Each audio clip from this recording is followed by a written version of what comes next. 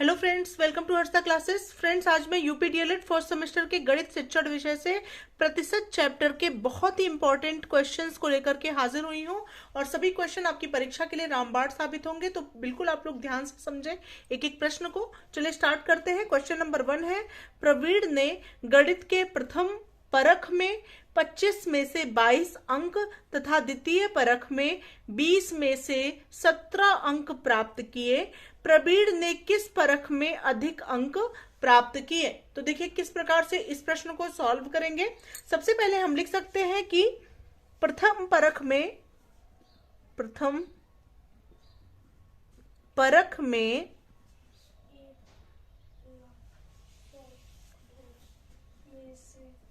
25 में से 22 अंक प्राप्त किए। प्रथम परख में कितने अंक प्राप्त किए? 25 में से 22 अंक प्राप्त किए। ठीक है, इसको हम लिख सकते हैं 22/25 यानी 22/25। अब हम देखेंगे कि 20 जो हमारा ये आपका अंश है और ये आपका क्या है, हर है। अब आप देखेंगे कि हर में किस संख्या से गुणा करें कि 100 आ जाए, क्योंकि प्रतिशत का प्रश्न है इसलिए हर की जगह 100 आना जरूरी है, 100 आना जरूरी है। तो आप इस प्रकार से इसको लिख सकते हैं 22/25 और 25 में हम 4 से मल्टीप्लाई करेंगे तो हमको क्या करना होगा, ऊपर नीचे दोनों जगह आपको 4 से मल्टीप्लाई करना होगा। ये हो जाएगा 22 4 जा 88/25 4 जा 100। ठीक है, ये आपका पहले का आ गया 88/100। ठीक है, नेक्स्ट है द्वितीय परख में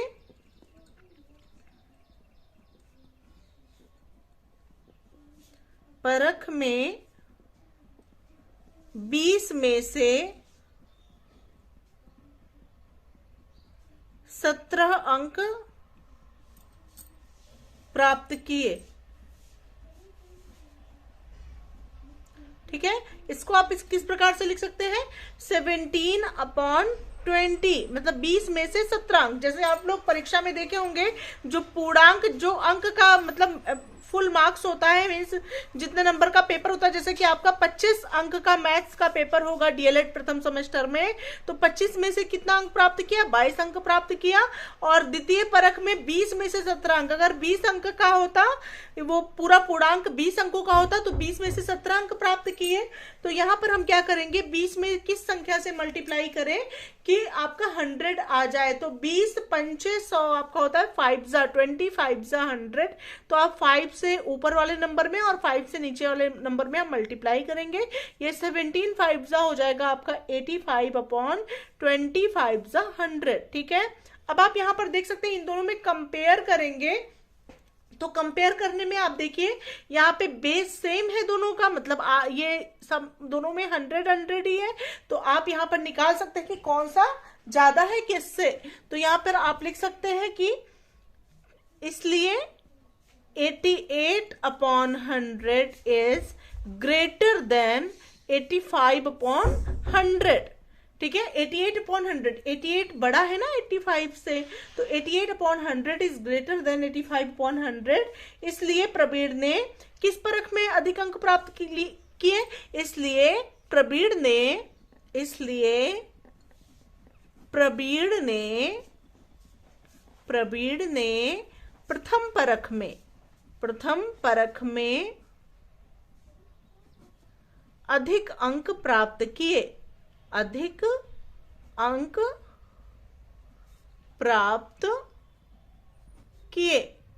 होप आप लोग को ये क्वेश्चन समझ में आ गया होगा, क्योंकि 88 जो है वो प्रथम परख में ही प्रवीण ने प्राप्त किया था, 85 जो है द्वितीय परख में प्राप्त किया था, इसलिए प्रथम परख में प्रवीण ने अधिक अंक प्राप्त किए। नेक्स्ट क्वेश्चन की तरफ बढ़ते हैं। नेक्स्ट क्वेश्चन नंबर 2 है, एक गांव की जनसंख्या 15,000 है, उसमें 45% पुरुष, 35% स्त्री तथा शेष बच्चे हैं, तीनों की संख्या अलग अलग बताइए। तो फ्रेंड्स यहाँ पर दिया गया है कि गांव की जनसंख्या 15,000 है, 45% पुरुष है, 35% स्त्री है तथा शेष बच्चे हैं। तो कुल प्रतिशत कितना होता है? प्रतिशत कितने अंकों का होता है? प्रतिशत बराबर प्रतिशत क्या होता है? प्रतिशत इक्वल 100। ठीक है, तो हम बच्चों की संख्या का प्रतिशत सबसे पहले निकालेंगे। तो यहां पर लिखेंगे बच्चों की संख्या, बच्चों की प्रतिशत संख्या। आप देख सकते हैं पुरुषों की प्रतिशत संख्या आपको दी गई 45% है और स्त्री की 35% है। अब आप बच्चों की आपको नहीं पता है, बच्चों की आप निकाल लेंगे। बच्चों की किस प्रकार से आप प्रतिशत संख्या निकालेंगे? 100 आपका टोटल प्रतिशत है, माइनस आप करेंगे पुरुष की और स्त्री की संख्या को। अगर 100 में से माइनस कर देंगे तो आपको बच्चों की प्रतिशत संख्या पता लग जाएगी। तो पुरुषों की कितनी है? 45 है और प्लस स्त्रियों की कितनी है? 35 है। इन दोनों को जोड़ लीजिए, 100 में से माइनस कर लीजिए, तो हो जाएगा आपका 100 माइनस 5 5 10 के 0 कैरी 1 4 3 7 1 8 100 माइनस 80 इक्वल 20%। यानी 20% जो है क्या है? बच्चे हैं। अब आप क्या करेंगे? अलग अलग तीनों की संख्या आपको क्वेश्चन में दिया गया है, तीनों की अलग अलग संख्या बताइए। और कुल जनसंख्या कितनी दी गई है? 15,000 है। तो पुरुष की संख्या कितनी होगी टोटल?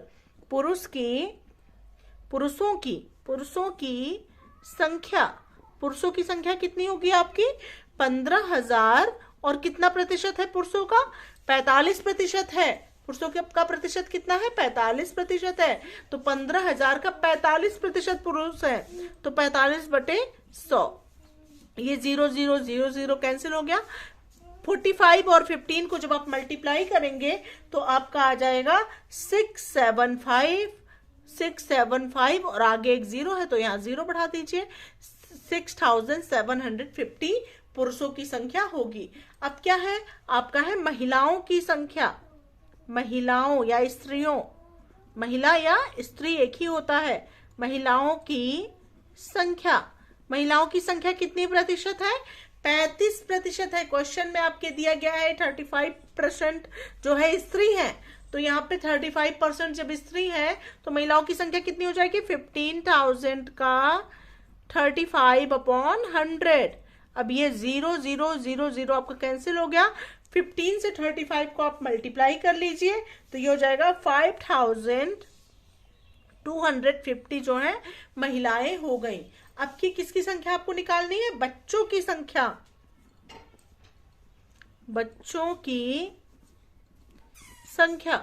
बच्चों की संख्या कितनी हो जाएगी?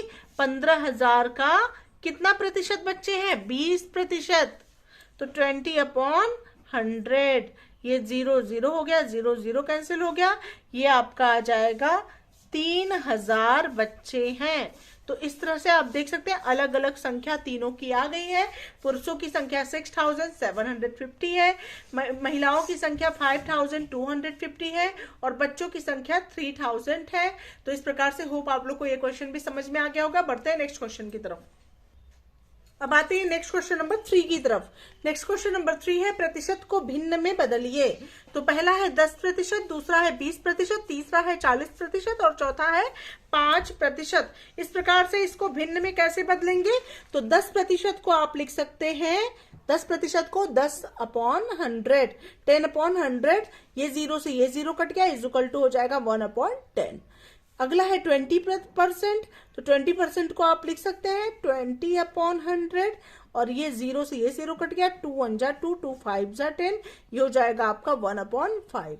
नेक्स्ट है आपका 40%, 40% को आप लिख सकते हैं 40/100, तो ये हो जाएगा 0 से 0 कट गया, 2 2 जा 4, 2 5 जा 10, इक्वल हो जाएगा आपका 2/5। नेक्स्ट है आपका 5%, 5% को आप कैसे लिख सकते हैं? 5/100, ये हो जाएगा 5 1 जा 5, 5 2 जा 10, 0 इज इक्वल टू 1/20। ठीक है, होप आप लोग को ये क्वेश्चन समझ में आ गया होगा। सभी को आप भिन्न में बदल लिए। नेक्स्ट क्वेश्चन की तरफ बढ़ते हैं। नेक्स्ट क्वेश्चन की तरफ आते हैं फ्रेंड्स। प्रतिशत को दशमलव भिन्न में बदलने के लिए दिया गया है। ये प्रश्न आपकी परीक्षा में जरूर पूछे जाएंगे, बिल्कुल ध्यान से समझिएगा। तो 8% है पहले में, 8% को आपको दशमलव भिन्न में बदलना है। 8% को आप 8/100 लिख सकते हैं। 100 से आप 8 को डिवाइड करेंगे तो ये आ जाएगा 0.0000। 100 8 जा 800, तो ये हो जाएगा आपका 0.08। ये हो जाएगा आपका आंसर। नेक्स्ट है आपका 40%। 40% को आप कैसे लिख सकते हैं? 40% इक्वल 40/100। अब ये हो जाएगा आपका 100 से 40 को आप डिवाइड कर दीजिए, इज इक्वल टू 0.0104 जा 400। ये हो जाएगा आपका 0.4। ठीक है। नेक्स्ट आपका क्या है? 40% है। नेक्स्ट आपका 110% है एंड 6% है। तो आपका 110% को आप कैसे लिखेंगे? 110% इक्वल 110/100। ये आपका हो जाएगा 100 से 110 को आप डिवाइड कर दीजिए, 100 1 जा 100 और यहाँ पे 1 0 आया, कट गया, यहाँ पे पॉइंट लगा के एक 0 बढ़ा दीजिए, 100 1 जा 100। तो ये हो जाएगा आपका 1.1। ठीक है, डेसिमल में चेंज हो गया। नेक्स्ट है आपका क्या है क्वेश्चन में? अगला है 6%। 6% को आप कैसे लिख सकते हैं? 6% को आप लिख सकते हैं 6% इक्वल 6/100 और इक्वल हो जाएगा 100 से 6 को आप डिवाइड कर दीजिए, 0.000। 100 6 जा 600, ये क्रॉस हो गया आपका। आगे आपका 0.06, ये आपका डेसिमल में चेंज हो गया। होप आप लोग को परसेंटेज से डेसिमल में बदलना भी अच्छे से आ गया होगा। बढ़ते हैं नेक्स्ट क्वेश्चन की तरफ। नेक्स्ट क्वेश्चन नंबर 5 पर आते हैं। भिन्न को प्रतिशत में बदलिए। भिन्न को आपको किस में बदलना है? प्रतिशत में बदलना है। तो पहला है 2/5, तो इसको इस प्रकार से लिखेंगे 2/5। अब आप क्या करेंगे? 5 से आप, प्रतिशत कितना होता है? 100 का होता है ना, तो 5 से आप 100 को डिवाइड कर देंगे। ये आप रफ वर्क करेंगे। तो 5 2 जा 10 हो गया आपका, क्रॉस हो गया, 0 यहाँ बढ़ गया। अब आप ये जो 20 आया है, इससे आप ऊपर नीचे क्या करेंगे? मल्टीप्लाई कर देंगे। मल्टीप्लाई 20 और इक्वल हो गया 40/100। तो 40/100 को आप लिख सकते हैं 40%। ठीक है, होप आप लोग को समझ में आ गया होगा। नेक्स्ट क्वेश्चन को इसी प्रकार से देख लीजिए। क्वेश्चन नंबर 2 है 8/10। तो यहाँ पे 8/10 को आप कैसे सॉल्व करेंगे? 2 पर आते हैं, यहाँ पे आ गया आपका 8/10। 8/10 को आप लिख सकते हैं 10 से आप 100 को डिवाइड करेंगे। तो 10 से जब आप रफ और कितना करिए, 10 से 100 को डिवाइड कर दीजिए, 10 1 जा 10 और ये कट गया आपका, ये 0 बढ़ा। अब क्या करेंगे? 8/10 मल्टीप्लाई 10 मल्टीप्लाई 10, तो ये हो जाएगा 10 8 जा 80/100 इक्वल 80%। ये आपका आंसर हो गया। नेक्स्ट क्वेश्चन पर आते हैं। क्वेश्चन नंबर 3 है आपका। 3 है 10/25। 10/25, तो 10/25 को आप किस प्रकार से लिख सकते हैं क्वेश्चन नंबर 3 में? क्वेश्चन नंबर 3 है 10/25। अब 25 से आप 100 को डिवाइड करिए तो 4 जा होगा, तो 10/25 मल्टीप्लाई 4 मल्टीप्लाई 4, तो ये हो जाएगा 10 4 जा 40/100 इक्वल 40%। ठीक है। नेक्स्ट क्या है? क्वेश्चन नंबर 4 क्या है आपका? क्वेश्चन नंबर 4 है, या इसका नंबर 4 है 5/20। तो 5/20 को आप किस प्रकार से लिख सकते हैं? यहाँ पर लिख सकते हैं 5/20 और 20 से आप 100 को डिवाइड करेंगे तो 25 जा 100, तो मल्टीप्लाई 5 मल्टीप्लाई 5, ये 4 नंबर है। ठीक है, इस प्रकार से कोई भी क्वेश्चन आएगा आप आसानी से सॉल्व कर लेंगे। 5 5 जा 25 हो गया आपका, 25 जा 100 हो गया और इसको आप लिख सकते हैं 25% या प्रतिशत। होप आप लोग को ये क्वेश्चन भी समझ में आ गया होगा। बढ़ते हैं नेक्स्ट क्वेश्चन की तरफ। नेक्स्ट क्वेश्चन नंबर 6 है दशमलव भिन्न को प्रतिशत में बदलना। दशमलव भिन्न को प्रतिशत में किस प्रकार से बदलते हैं, इसको समझिए आप ध्यान से। ठीक है, तो इसमें आप सबसे पहले क्या करेंगे, पहला क्वेश्चन है 3.5। ठीक है, 3.5 को आप कैसे लिख सकते हैं भिन्न में, 3.5 अपॉन पॉइंट की जगह आपका 1 हो गया, डिजिट की जगह आपका 0 हो गया, कट गया। अब इसको प्रतिशत में आपको बदलना है, तो प्रतिशत में जब आपको बदलना है तो आप क्या लिखेंगे, यहाँ पे लिखेंगे आप मल्टीप्लाई बाई 100। ये पॉइंट, ये 0 से 0 कट गया, 35 multiply 10 is equal to 350%। Hope आप लोग को समझ में आ गया होगा। नेक्स्ट क्वेश्चन की तरफ आते हैं फ्रेंड्स, किसी का दूसरा पार्ट है, दूसरा है 4.6। इसको भी इसी प्रकार से सॉल्व करके आप लोग करते रहिए। 4.6 को क्या लिखेंगे, 4.6 अपॉन 10, पॉइंट हट गया आपका, पॉइंट की जगह 1 हो गया, डिजिट की जगह 0 हो गया, 10 हो गया, और मल्टीप्लाई कर दीजिए 100 से, ये कट गया, ये कैंसिल हो गया, ये हो गया 460%। ठीक है, अब अगला क्वेश्चन आप लोग खुद करिए, चलिए करिए मेरे साथ साथ। थर्ड क्या है, यहाँ पे 0.65। 0.65 को आप क्या लिख सकते हैं, 0.65 अपॉन पॉइंट की जगह 1 हो गया, आगे 2 डिजिट है तो 2 0 हो गया, मल्टीप्लाई 100 हो गया, ये पॉइंट कैंसिल हो गया, 100 से 100 कट गया, ये हो गया आपका 65%। ठीक है, नेक्स्ट क्या है आपका, नेक्स्ट है 0.80, वो भी इस तरह सॉल्व होगा। Fourth number 0.80 equal 0.80 upon point की जगह 1, कट गया पॉइंट, आगे 00, 2 डिजिट है तो 00, मल्टीप्लाई 100 से 100 कैंसिल हो गया, ये हो गया आपका 80%। होप आप लोग को डेसिमल से परसेंटेज में चेंज करना आसानी से आ गया होगा। पढ़ते हैं नेक्स्ट क्वेश्चन की तरफ।